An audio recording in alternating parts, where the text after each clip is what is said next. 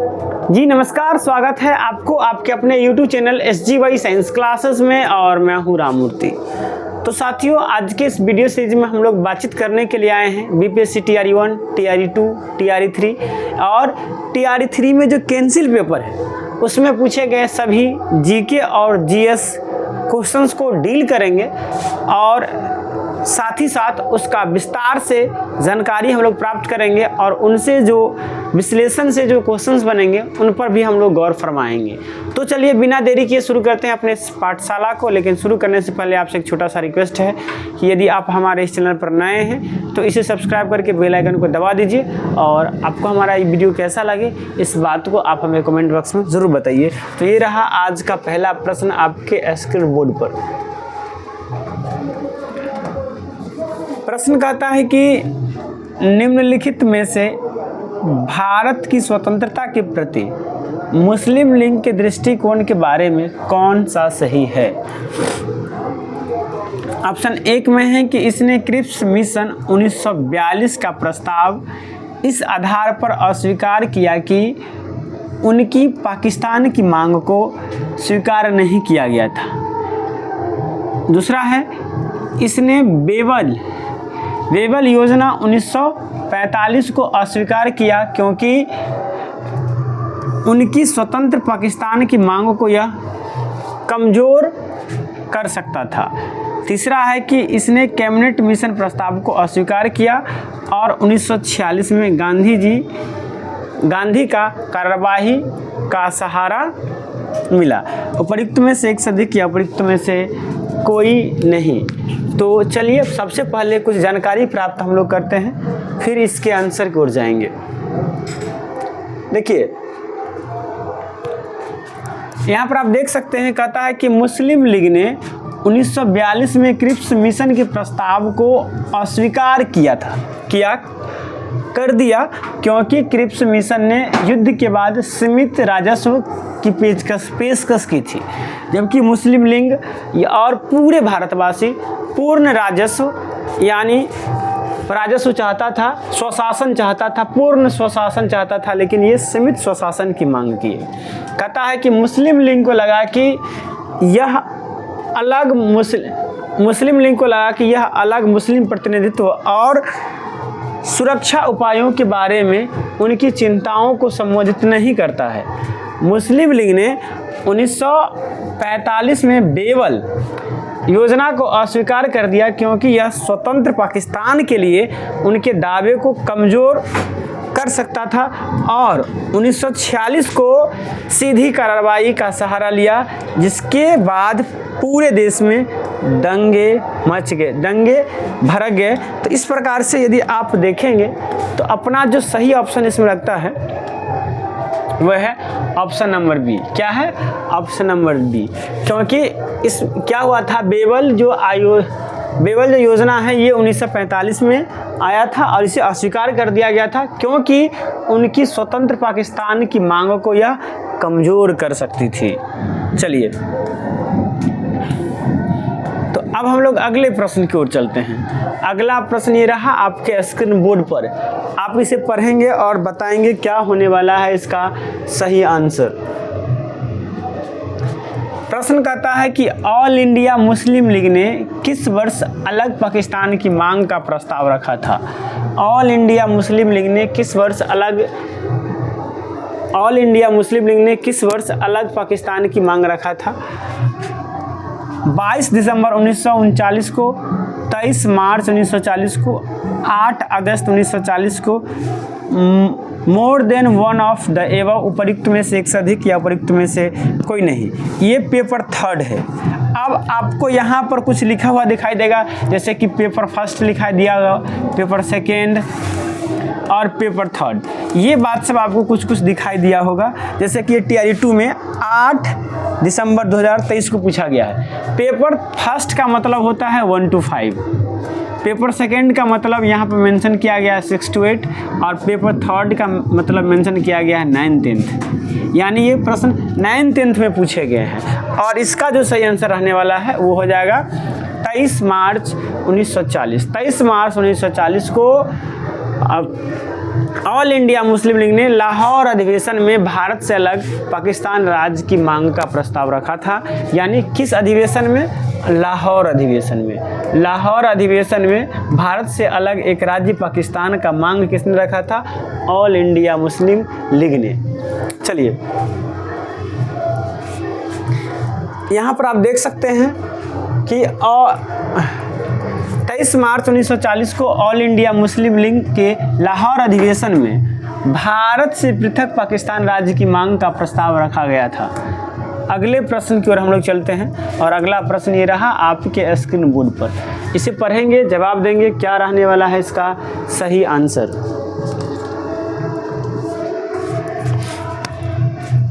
पढ़िए, कहता है कि 1915 में होम रूलिंग किसने प्रारंभ किया था? गोपाल कृष्ण गोखले, एनी बेसेंट या जे.एस. खारपडे। उपयुक्त में से एक से अधिक या उपयुक्त में से कोई नहीं। ये 9th 10th में पूछा गया प्रश्न है। TRE 2 में ही 9th 10th में ये प्रश्न पूछा गया था। बताइए क्या होने वाला है इसका सही आंसर। तो इसका सही आंसर ऑप्शन के हिसाब से एनी बेसेंट होगा, क्योंकि आपको पता है कि होम रूल लिंग से 2 व्यक्ति का संबंध है। एक तो एनी बेसेंट, किसका? एक एनी बेसेंट का संबंध है। और ये एनी बेसेंट कहाँ की थी? तो आपको पता होगा ये आयरलैंड की थी। कहाँ की थी ये? आयरलैंड की थी। और इनका जो होम रूलिंग यानी एनी बेसेंट ने जिस होम रूलिंग की स्थापना की थी वो की थी मद्रास में। कहाँ की थी? मद्रास में। तो और एक इनसे संबंधित एक और नेता है और वो है बाल गंगाधर तिलक। बाल गंगाधर तिलक। बाल गंगाधर तिलक भी होम रूलिंग से ही संबंधित है। और ये कहाँ होम रूलिंग की स्थापना किए थे? पूना में। कहाँ किए थे?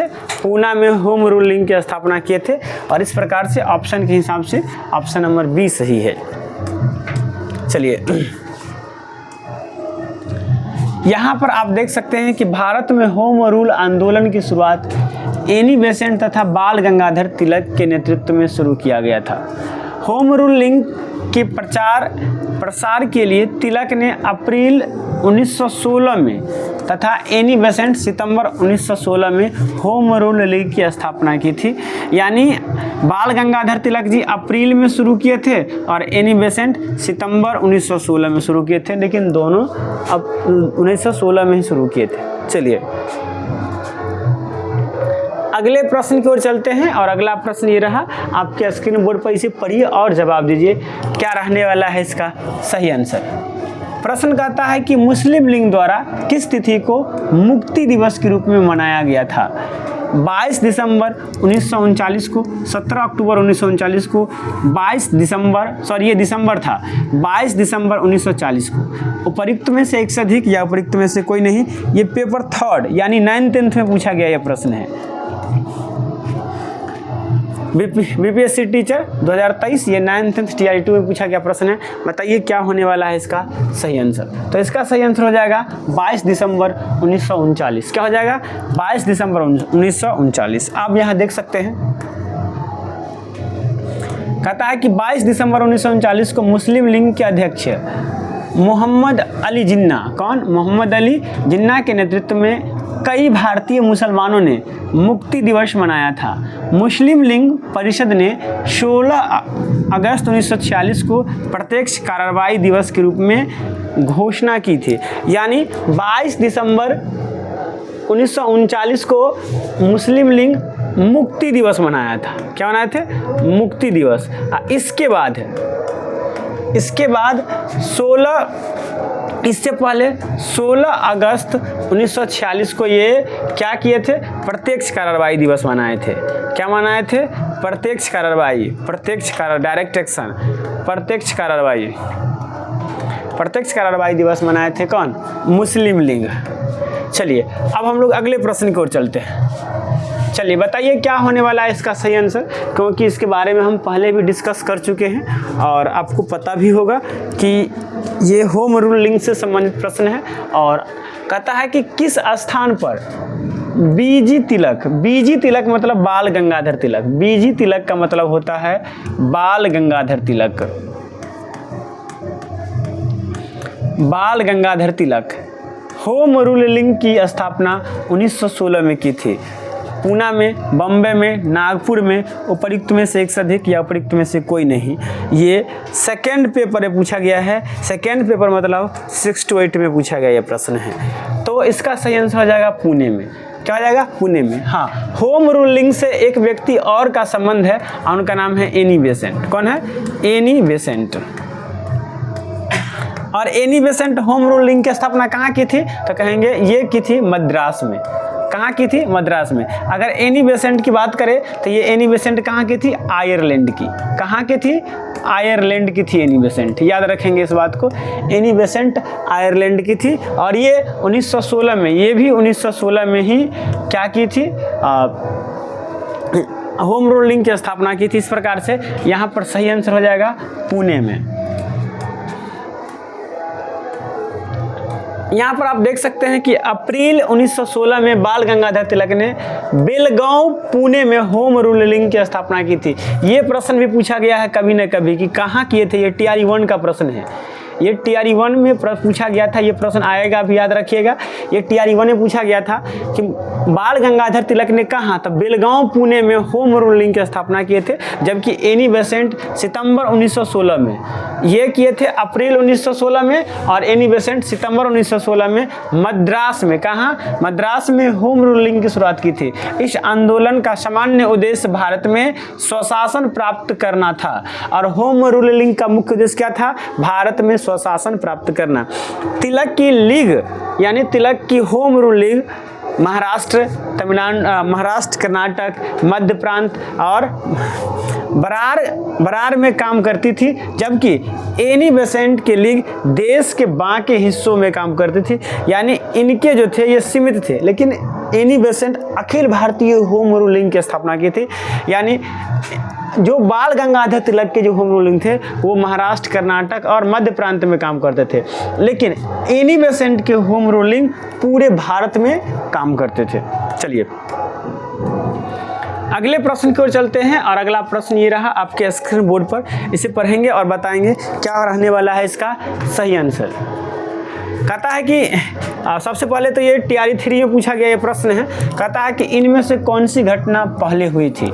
इनमें से कौन सी घटना सबसे पहले हुई थी? भारत छोड़ो आंदोलन का प्रस्ताव, क्रिप्स मिशन का आगमन, लॉर्ड बेवेल का गवर्नर जनरल के रूप में आगमन। तो आपको बतला दे कि भारत छोड़ो का प्रस्ताव कब हुआ था? 8 अगस्त। कब? 8 अगस्त 1942 को। भारत छोड़ो आंदोलन का प्रस्ताव कब हुआ था? 8 अगस्त 1942 को। क्रिप्स मिशन भारत कब आया था? तो ये आया था 22 मार्च। कब आया था ये? 22 मार्च 1942 को। क्रिप्स मिशन भारत कब आया था? 22 मार्च 1942 को। इसके बाद अगर हम बात करते हैं लॉर्ड बेवेल का गवर्नर जनरल के रूप में आगमन, तो इनका आगमन हुआ था 15 जून 1946 को। 15 जून 1946 को, सॉरी 46 कहते हैं, 43 को, 15 जून 1943 को। तो इस प्रकार से सबसे पहले जो घटना हुआ था वो था क्रिप्स मिशन। क्या हुआ था? क्रिप्स मिशन का आगमन 22 मार्च 1942 को।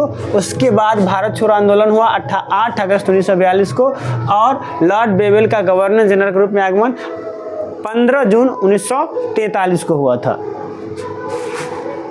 यहाँ आप देख सकते हैं 22 मार्च 1942 को क्रिप्स मिशन का आगमन हुआ था।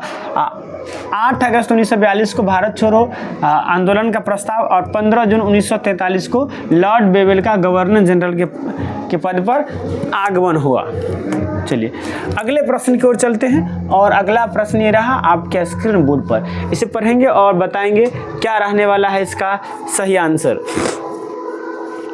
पढ़िए और बताइए क्या होने वाला है इसका सही आंसर।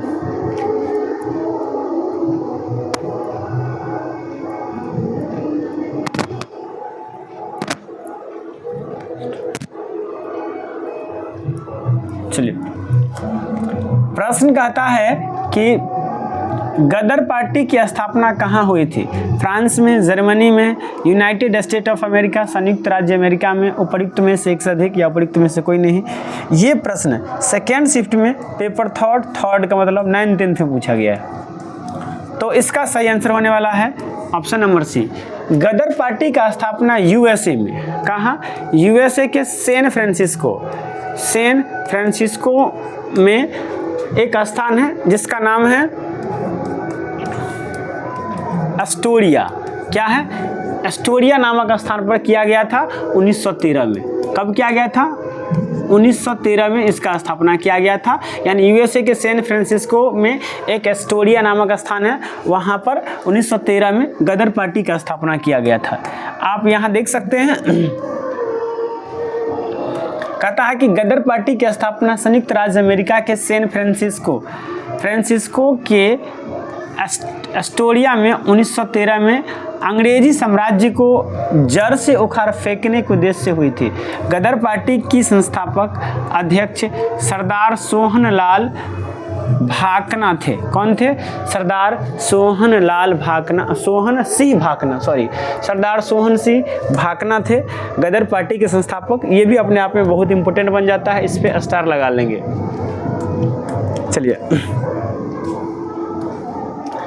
अगले प्रश्न की ओर चलते हैं और अगला प्रश्न ये रहा आपके स्क्रीन बोर्ड पर। इसे पढ़ेंगे और बताएंगे क्या होने वाला है इसका सही आंसर। जल्दी पढ़ेंगे और बताएंगे। कहता है कि किसने 1913 में अनुशीलन समिति की एक शाखा की स्थापना पटना में की? सच्चिदानंद सन्याल, बंकिम चंद्र मित्र, रघुवीर सिंह, उपयुक्त में से एक से अधिक या उपयुक्त में से कोई नहीं। तो इसका सही आंसर हो जाएगा सचिंद्रनाथ सन्याल। कौन? सचिंद्रनाथ सन्याल। और आपको बतला दे, सचिंद्रनाथ सन्याल ने अनुशीलन समिति का एक शाखा पटना में स्थापित किए थे। अगर बात करते हैं कि अनुशीलन समिति का स्थापना कब हुआ था, तो याद रखेंगे इसका स्थापना हुआ था 24 मार्च 1902 ईस्वी में। कब हुआ था? 24 मार्च 1902 ईस्वी में। इसके संस्थापक कौन हैं? अगर संस्थापक की बात करें तो इनके संस्थापक है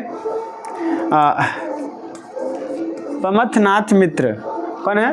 पमथनाथ मित्र। और एक और व्यक्ति है एवं एक है वीरेंद्र कुमार घोष। कौन है? वीरेंद्र कुमार घोष। ये दो व्यक्ति जो है ये अनुशीलन समिति के क्या है? संस्थापक है। और इनका स्थापना कहाँ हुआ था? कोलकाता में। कहाँ हुआ था? कोलकाता में हुआ था। बाद में सचिंद्रनाथ सन्याल ने 1913 में इसका एक शाखा पटना में भी स्थापित करवाया। यहाँ आप देख सकते हैं कि अनुशीलन समिति की एक शाखा पटना में सचिंद्रनाथ सन्याल ने 1913 में स्थापित की थी। इसकी स्थापना 24 मार्च 1902 में प्रमथनाथ मित्रा तथा वीरेंद्र कुमार घोष ने कोलकाता में की थी। चलिए अब अगले प्रश्न की ओर हम लोग चलते हैं और अगला प्रश्न ये रहा आपके स्क्रीन बोर्ड पर। इसे पढ़ेंगे और बताएंगे क्या होने वाला है इसका सही आंसर। बताइए क्या होगा इसका सही आंसर। पहले इस प्रश्न को गौर से पढ़िए।